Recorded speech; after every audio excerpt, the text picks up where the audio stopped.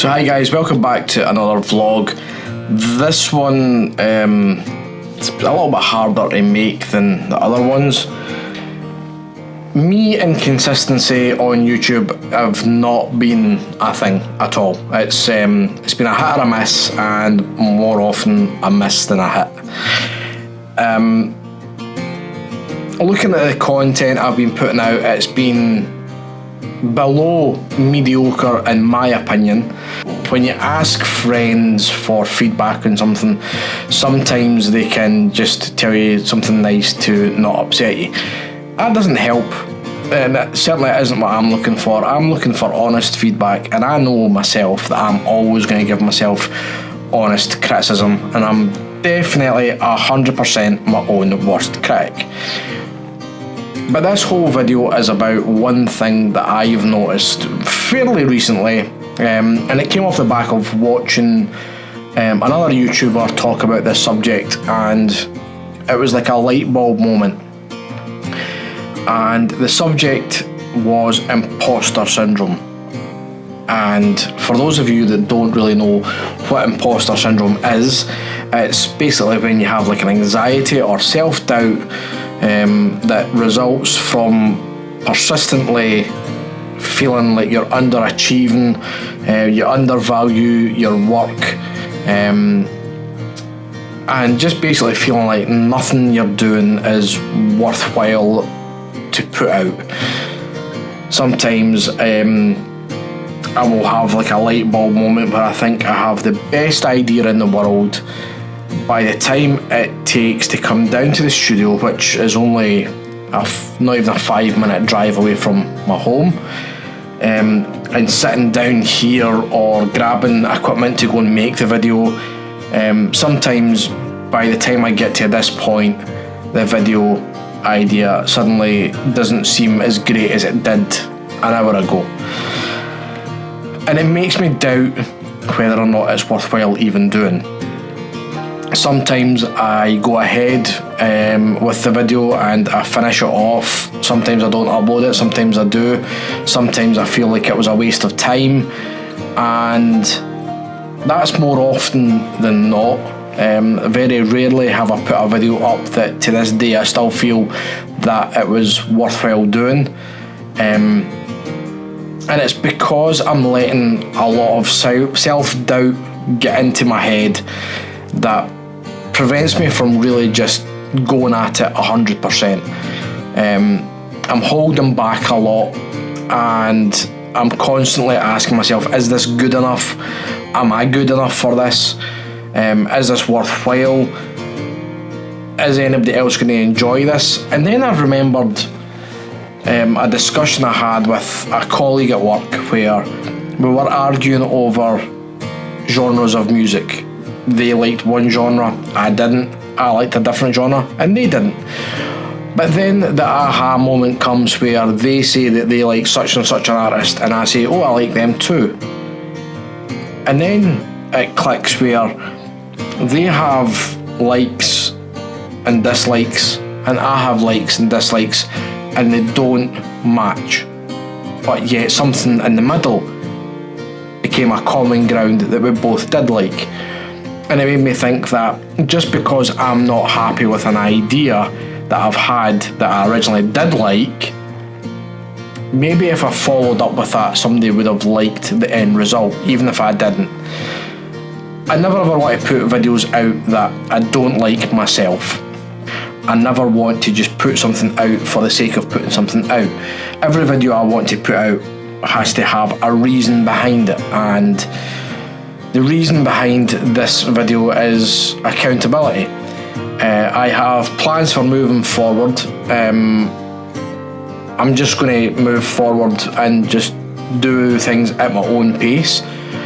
I have spent money on a computer for editing, and there's always been something I've had to buy that's actually just been an excuse.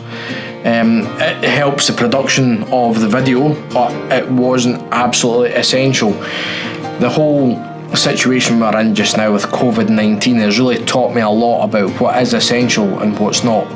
I'm analysing my videos and I'm starting to see there was a pattern there that was on a negative side.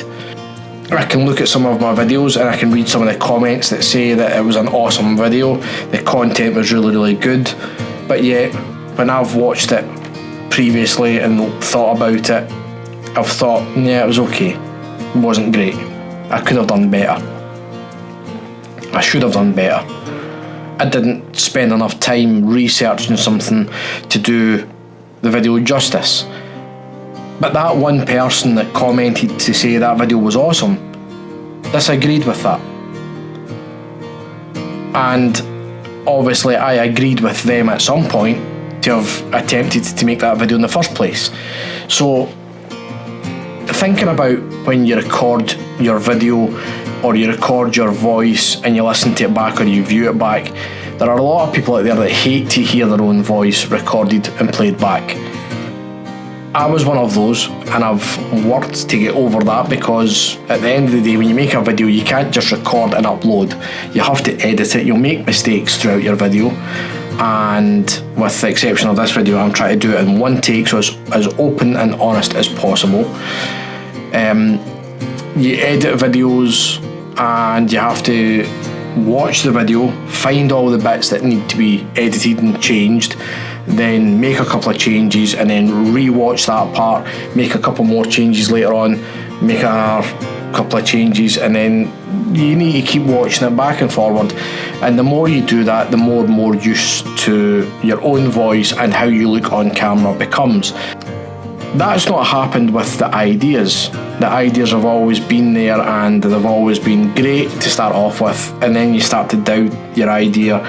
Maybe you think it's a good idea, but maybe everybody else won't. And I'm starting to realise that maybe the next person won't. Maybe they actually will think that it's a really, really terrible idea. Maybe they won't like the video. Maybe they'll unsubscribe. Maybe they'll not click the like button. Maybe they'll click dislike.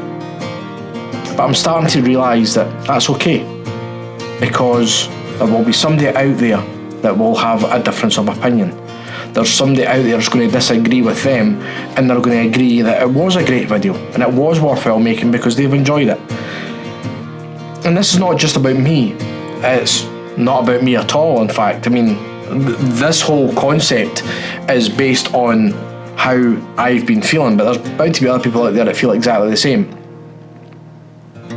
And once I've realised what it is, I could then think, well, how do I fix that? And the answer was simple. Just don't care. Peter McKinnon, Casey Neistat are two of my favourite YouTubers of all time. I get a lot of motivation when I watch their videos, and both have the same message, but they use different words to get the message across.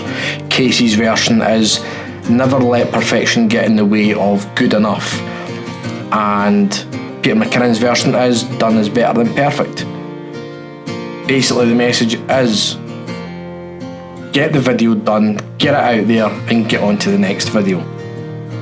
And let people comment, let people feedback what they didn't like and what they did like about the video once it's available to the public.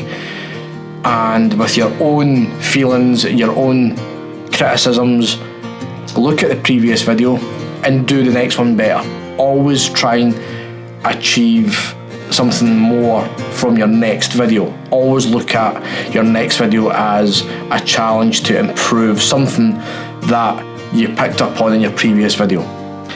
If you've learned anything from this video, if you've enjoyed it, probably haven't, but then there's my imposter syndrome kicking in again. I'm just going to ignore that. Give the video a like, subscribe, get the bell notification on so that you get notified when I upload new videos, and comment below. Have you learned anything from this video? Do you relate to anything that I've mentioned in this video, and how do you deal with it? Let's have a little conversation about that and see where that leads. This is new. The last one didn't do that. It was not as fancy, so I usually use one of these to close out my videos. Let's give it a try. Anyway, thanks for watching. I'll catch you later.